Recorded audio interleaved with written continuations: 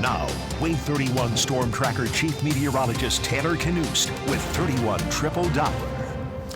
Lots of good things to anticipate here in the next couple of days. Yes. Would that include frost coming sooner than later? No.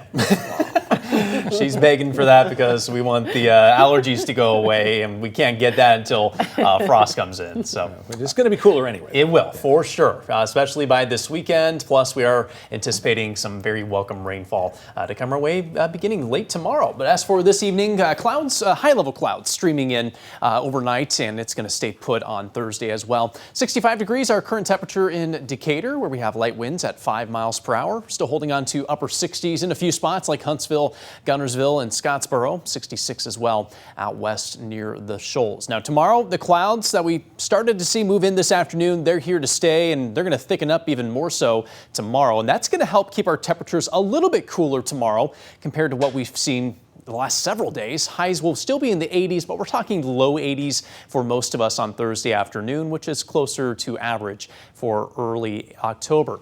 Now let's talk about those rain chances. Obviously, we've had a lot of dry weather, but you pet owners may want to get that dog walk in early in the day Thursday, because we're talking a chance of rain coming in late Thursday and early on Friday. It's going to dry back out this weekend and early next week. Here is new future radar data, fresh this evening, and as we start the day on Thursday, really looks like it will be a dry morning for the wide majority of us. Isolated showers start popping up in northwest Alabama tomorrow afternoon. They're going to be very much isolated in nature, but by the evening, the rain becomes more widespread and starts to spread farther east. Within that rain, it is possible we have a couple downpours and maybe a lightning strike or two in the mix. We are not anticipating severe weather in North Alabama, but we could get some brief downpours and again, the occasional crack of thunder.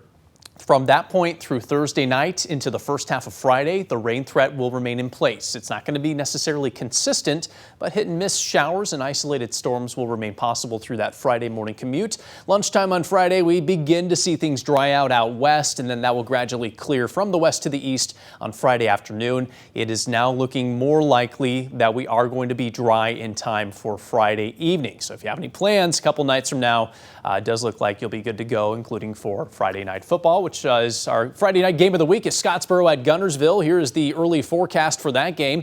Temperatures not looking too bad, should fall to the 60s during those games. Very low chances for rain, and we should see some clearing skies by Friday evening. As far as rain totals go, here's the new data for this evening. Still highlighting northwest Alabama into southern middle Tennessee for the potential of up to a ½ inch. Really looks like the rest of us are looking at closer to a ¼ inch of rainfall, which is not going to clear out the drought, but it will at least be a starting point for us. After that rain rolls through, a cold front moves in, and that's going to bring in really the coolest air we have seen since early May. That was the last time we had temperatures in the 40s.